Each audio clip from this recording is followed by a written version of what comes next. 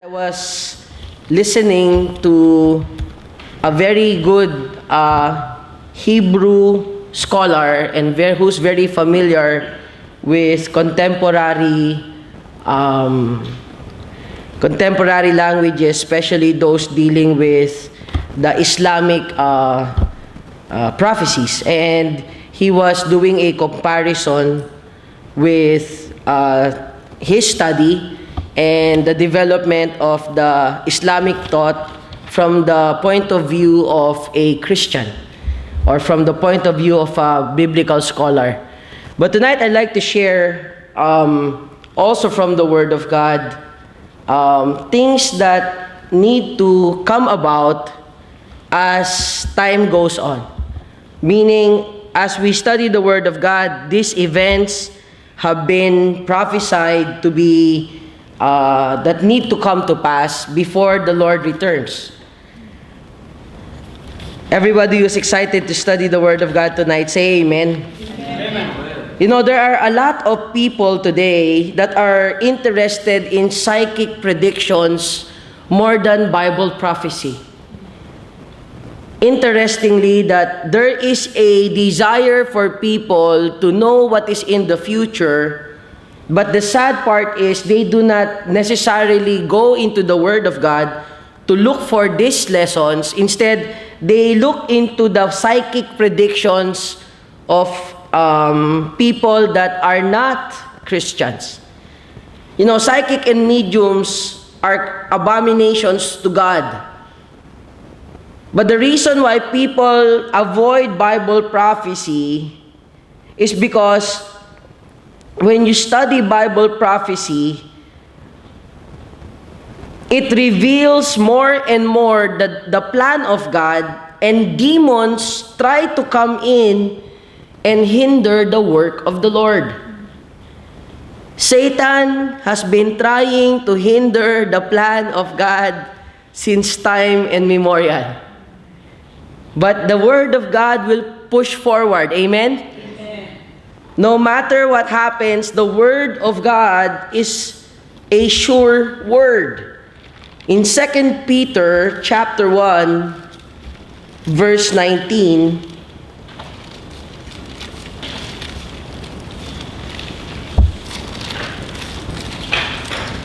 it says in this verse, "And we have the word of the prophets made more certain, and you will do well to pay attention to it, as to a light shining in a dark place, until the day dawns and the morning star rises in your hearts." Verse 20, "Above all, you must understand that no prophecy of Scripture came about by the prophet's own interpretation." Verse 21, "For prophecy never had its origin in the will of man, but men spoke from God as they were carried along by the Holy Spirit." In other words, the Word of God and the prophetic contents of the Word of God is what we call the sure word of prophecy. Before we understand anything about biblical prophecies, it must be clear into our hearts and minds that the Word of God is trustworthy. Can I hear an amen? Amen. The Word of God did not originate from one's own interpretation, the prophet's own interpretation, but its origin is in the will. But men spoke from God as it was carried along by the Holy Spirit. Now, when we study Bible prophecy and we hear the word Armageddon, the name Armageddon actually comes from the Hebrew word meaning the Mount of Megiddo, a small mountain located in the northern part of Israel at the end of a broad valley. The valley has been the scene of many military conflicts in the past and will be the focal point of a great future conflict. Now, there are events that the Bible reveals that will climax at Armageddon. And as we study some of these events and we will go through it, these are some of the things that need to happen. Let me name to you 10 items that will, or 6 items that need to come to pass before Armageddon happens. The final history-shattering war will occur on schedule at a specific time at a specific predicted location, and which is Armageddon, the Mount of Megiddo.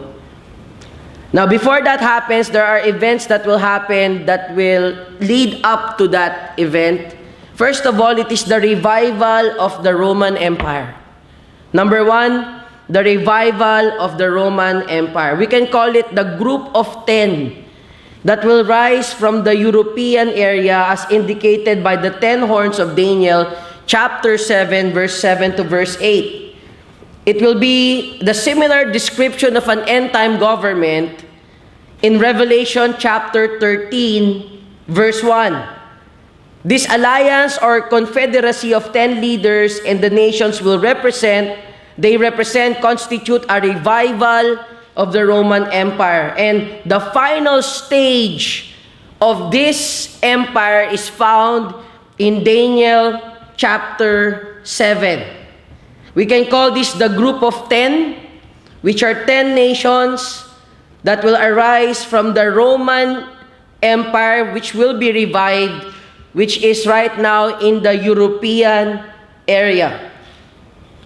There will be a lot of events that will happen in this place, and many biblical scholars now are looking toward Israel and looking toward Europe in the development of biblical prophecy. You see, there are nations that can get the headlines, which like America, but biblical prophecies are more specific in Israel and in Europe. Okay, number 2. The Bible predicts that Israel's survival will be threatened. That once this nation will come again and be united again into one solid nation, all the nations around it will try to threaten it. And today, more so ever than any time in the past, Israel is slowly standing alone in the development of geopolitics today. Israel is slowly standing alone to defend itself.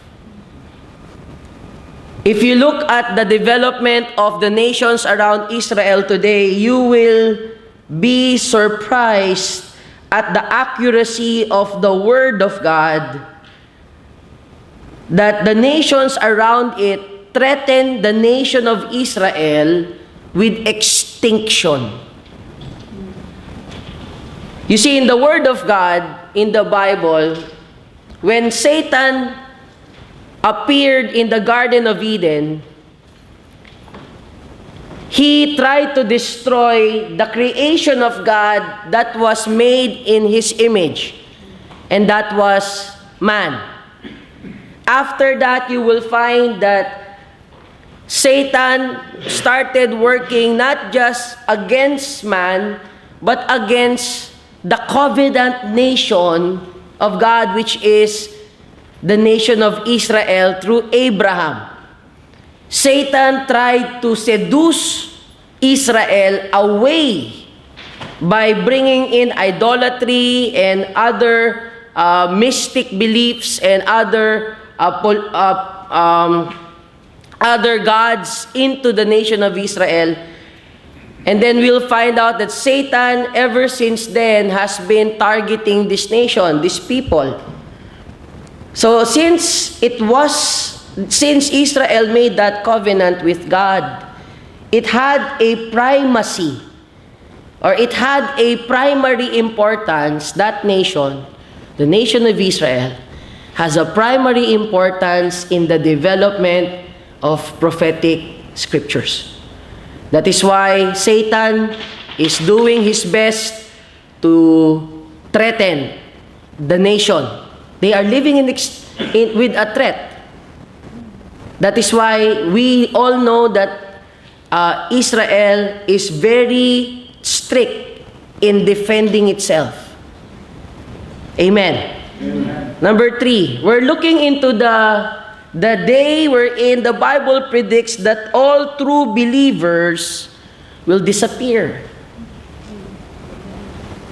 The Bible teaches in 1 Thessalonians chapter 4, verse 13 to verse 18,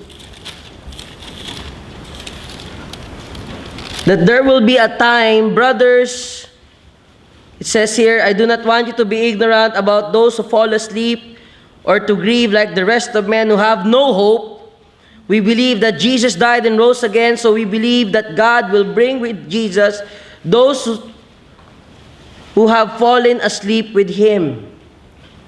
According to the Lord's own words, we tell you that we who are still alive, who are left till the coming of the Lord, will certainly not precede those that have fallen asleep. For the Lord himself will come down from heaven with a loud command, with the voice of the archangel, and with the trumpet call of God, and the dead in Christ will rise first. After that, we who are still alive and are left will be caught up with them in the clouds to meet the Lord in the air, and so we will be with the Lord forever. Therefore, encourage each other with these words. The Bible teaches us of a rapture. Amen. The rapture of the saints. In John 14, verse 3,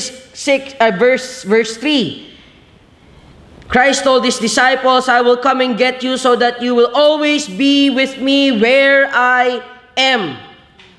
The Bible tells us that in the last days there will be the disappearance of millions of true believers. And it will deepen a religious confusion among the people. And there will be many, many things that will be people that will be on the earth will fall into the hands of a lot of political opportunists. There will be a lot of chaos after the rapture. Number 4, there is a centralization of power.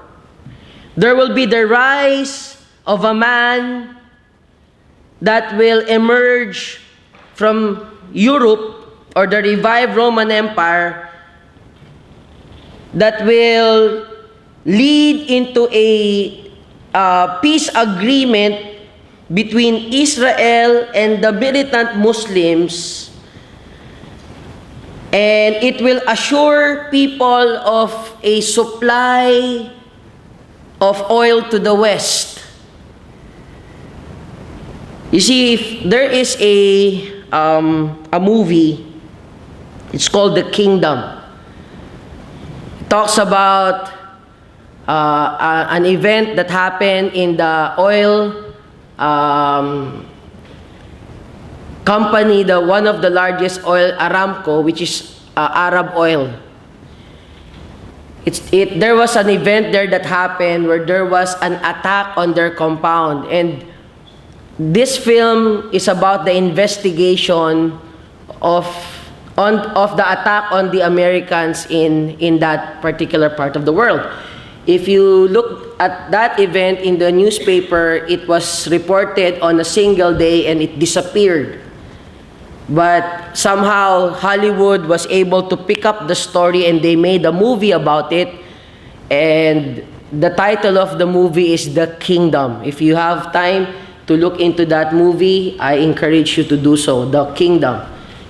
Now, in the introduction of that movie, you will see a very graphic, systematic development of the dependence of America and other nations of the world for the supply of oil from the Middle East. Now, it is very interesting to know that America is dependent on foreign oil, and the nation where they get supplies like Saudi Arabia.